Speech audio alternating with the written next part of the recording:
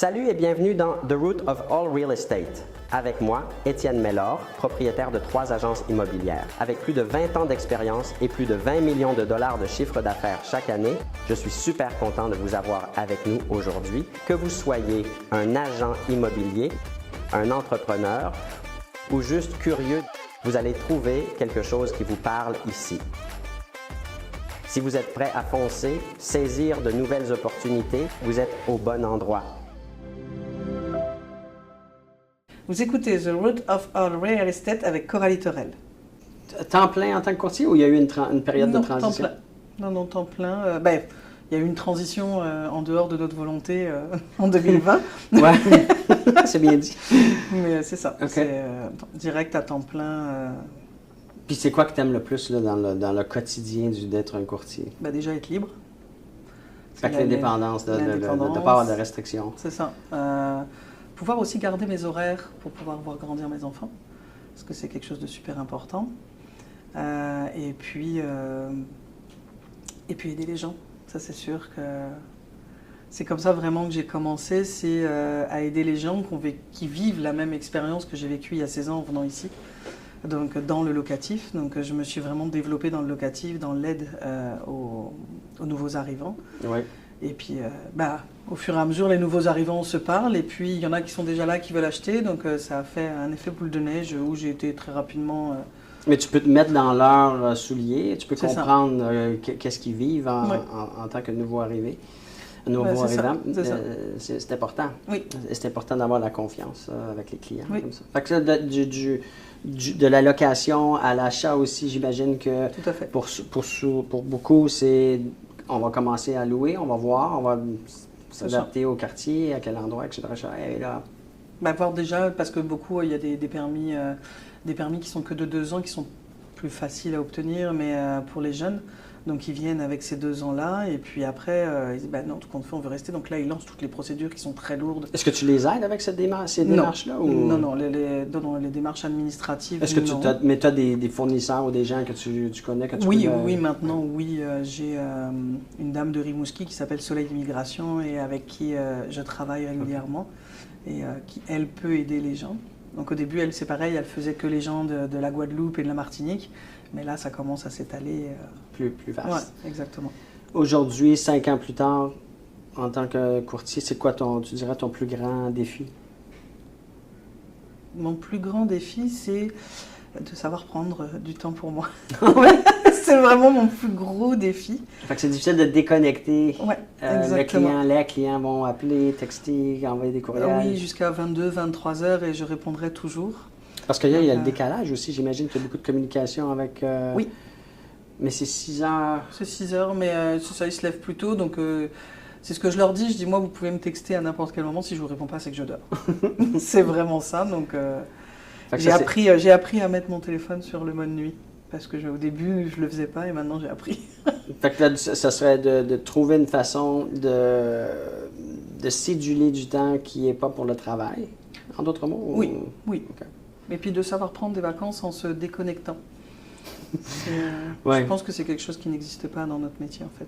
Ben, c'est difficile, parce qu'on ssent toujours que si on reçoit une communication, que si on ne prend pas le soin de répondre immédiatement ou qu'on va possiblement perdre le client ou perdre ou simplement oublier de répondre.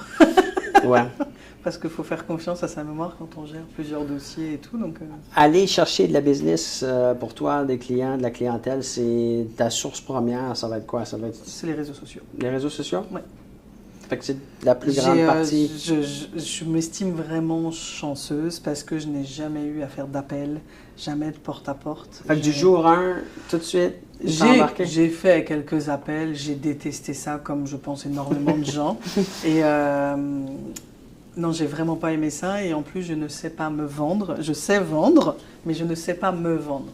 Donc avec le bouche à oreille, ça va beaucoup plus vite et au final, c'est les clients qui me vendent, donc je trouve ça très bien comme ça. Fait que ton utilisation des réseaux sociaux, comment tu crées ton contenu? C'est du contenu seulement sur l'immobilier? Je dirais que c'est pas forcément ce que je crée sur les réseaux sociaux qui m'apporterait de la clientèle, c'est plus dans certains groupes quand je réponds, donc je passe beaucoup de temps sur les groupes de français, bien entendu. Fait que ta participation Exactement. proactive, Exactement. d'être dans la communauté. Exactement. OK. Ouais. Fait que tu dirais quoi, 80%, 90% ou même 100% de ton... Ben, tout à l'heure, tu parlais de 98. mais c'est comme ça. Fait que c'est Facebook, Instagram, est-ce que tu as une préférence sur... Ben, je suis sur les groupes Facebook parce qu'il y a plus de partage. Après, je me mets sur Instagram parce que je trouve ça drôle, je trouve ça sympathique. Et puis, ça me permet aussi de trouver aussi, parce qu'avec mon futur époux, on est fan de restaurants. Donc, ça nous permet aussi de trouver des très bonnes adresses sur Instagram. Ben, c'est du relationnel, dans le fond. C'est Oui. de connecter avec le plus grand nombre de gens possible. Exactement. Et par défaut, éventuellement, ils auront un besoin d'immobilier résidentiel. Ben, Tout le monde a besoin d'un toit. éventuellement, ou sinon, ben, de toute façon, moi, mon but premier, c'est d'aider les autres. Donc, au final, je les aide quand même pour des questions. Parce que quand on a le recul de 16 ans, il y a des choses que, quand on arrive, qui nous semblent complètement aberrantes. Puis, au final, je me rends compte que moi, ça rentre dans mon quotidien totalement. Mais à la base, je trouvais ça assez étrange aussi. Donc, je peux des fois essayer de les guider du mieux que je peux. Fait qu'un client idéal, ça serait quoi la définition pour toi? Oh, ben, j'en ai beaucoup de clients idéaux. Oui, j'en ai beaucoup. D'ailleurs, j'étais à une crémaillère de samedi de clients. La semaine d'avant, on mangeait avec d'autres clients. Donc, j'ai pas mal de clients idéaux, je dirais. C'est ceux qui arrivent et qui achètent dans l'année qui suit. Fait que tu te donnes un an ou un 12 mois, là. Et là, j'y vais, je généralise, là. Tout le monde est différent, mais quelqu'un qui dit, ben moi, c'est seulement pour un an, c'est quand même quelqu'un que tu vas garder, Oui. tu vas investir dans ta relation avec eux. Mais ce qui est justement drôle, c'est que les clients avec qui j'ai mangé, ils ne se connaissent pas avec ceux qui ont fait la crémaillère, mais ils ont un lien. Ça, c'est vraiment un exemple très drôle, c'est que les premiers qui ont fait leur crémaillère, ils m'ont appelé pour une location. Au final, ils ont trouvé par eux-mêmes tout ça, mais après, ils m'ont rappelé pour acheter. Et leur maman qui venait les voir était à côté dans l'avion d'autres clients que j'ai eu après, et qui là, ils lui ont dit, mais mes enfants, ils sont passés par cette dame-là, donc elle a parlé de moi, ils m'ont contacté, je leur ai trouvé une location quand ils sont arrivés, et on a acheté il n'y a pas longtemps. Voilà, ouais. Aussi facilement que ça. Si ça pouvait, la vie pouvait être aussi facile comme ça, et puis si ça pouvait être aussi facile tout le temps, ça serait bien. Tantôt, tu parlais de temps pour décrocher, c'était un défi, mais tu dirais que tu passes en moyenne combien d'heures par jour sur ton travail de courtier? Je sais pas. Ou c'est pas quantifié nécessairement? Non, c'est pas quantifié du tout. C'est quand c'est mes enfants qui me disent « Maman, là, on aimerait bien passer du temps avec toi », que je me dis « Là, il faut que je mette ça de côté. » Si vous êtes ici, c'est parce que vous prenez votre business d'une manière sérieuse. Étienne va prendre le temps de vous expliquer exactement qu'est-ce que ça prend pour être capable de générer plus gros revenus. Moi, ça fait quand même très longtemps que je connais Étienne. Puis ce que moi, j'ai appris d'Étienne, c'est qu'il regardait toujours les choses d'une manière élargie. Quand on a une vision de voir quelque chose d'un côté, il essaie de voir, mais comment est-ce qu'on peut faire ça 10 fois plus, 10 fois plus gros. Il pense toujours en gros. Que vous soyez à temps partiel, que vous soyez à temps plein, que vous soyez un étudiant, que vous soyez mère de famille, puis vous travaillez de la maison, il y a quelque chose pour tout le monde ici. Prenez la chance. Je vous garantis que vous allez avoir des résultats. C'est une opportunité qui est rare. C'est une opportunité qui ne sera pas là continuellement. Amenez votre business au prochain niveau. Vous risquez de le regretter. Je vous le dis. Cliquez en bas. Vous n'avez rien à perdre. Mais tu es heureuse avec tes résultats? Oui. Oui. Tu aimes toujours?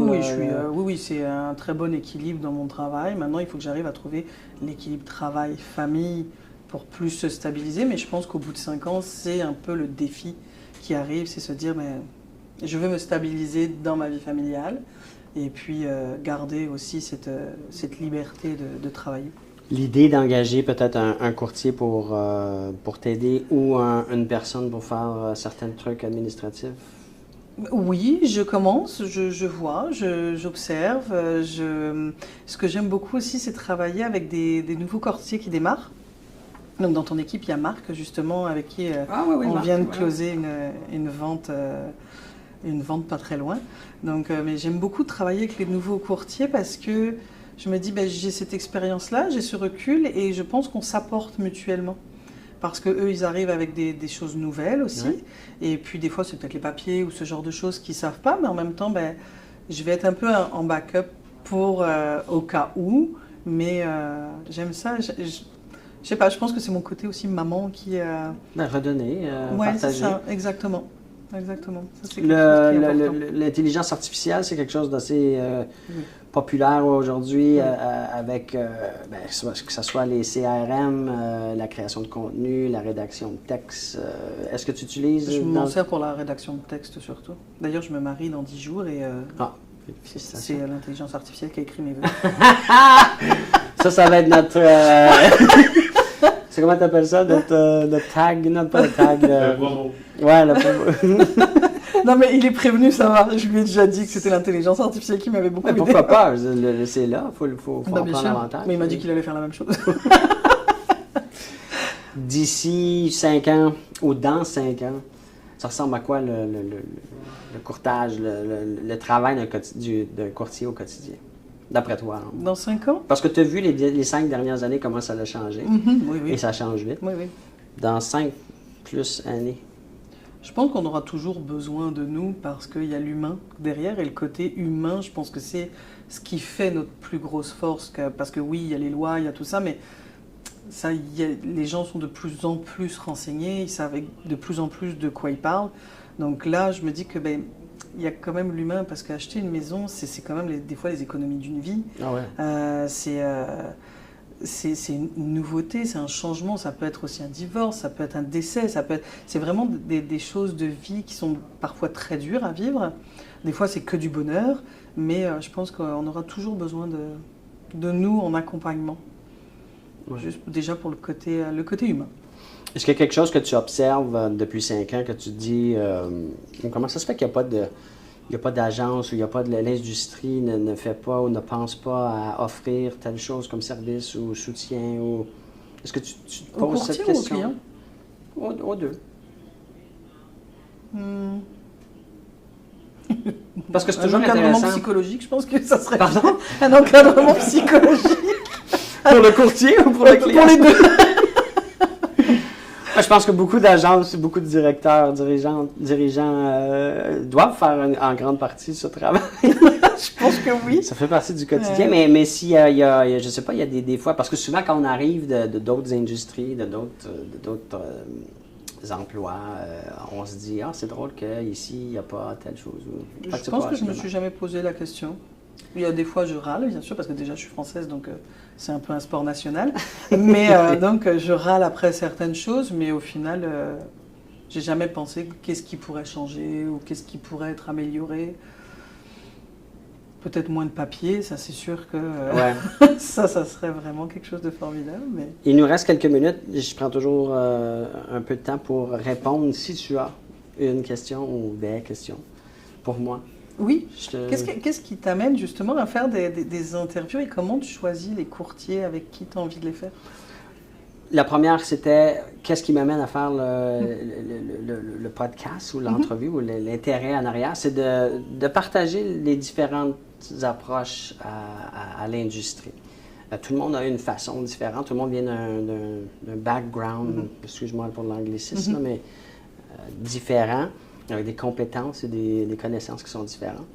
Alors, je pense que c'est important. Moi, j'aurais aimé, en tant que courtier, pouvoir aller voir un peu dans la vie de tous ces courtiers-là qui ont chacun leur succès à leur propre niveau et de voir comment que cette personne-là... Et je pense qu'aujourd'hui, de plus en plus, c'est important de partager.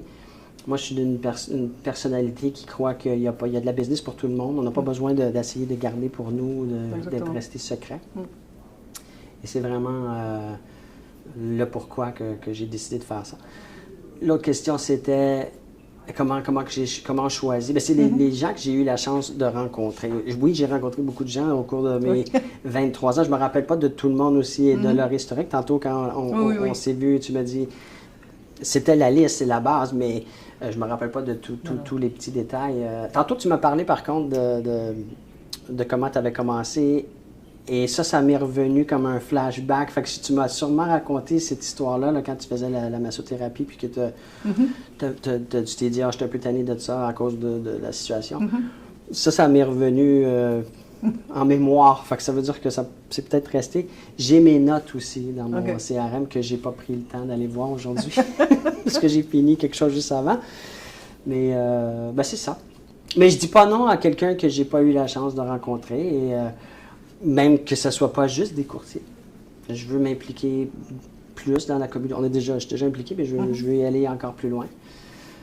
Rencontrer des entrepreneurs, rencontrer des gens qui sont de la communauté. Je pense pas que ça peut créer de tort. Non. Et plus je rencontre de monde, mais plus ça m'ouvre toutes sortes d'opportunités aussi. Oui, parce qu'il y a tellement de gens différents que oui. Il faut avoir une bonne gestion de temps, par contre. Il faut savoir, parce que ça devient très difficile. Non, mais parce que tu parlais Oui, de oui, ça oui. tantôt.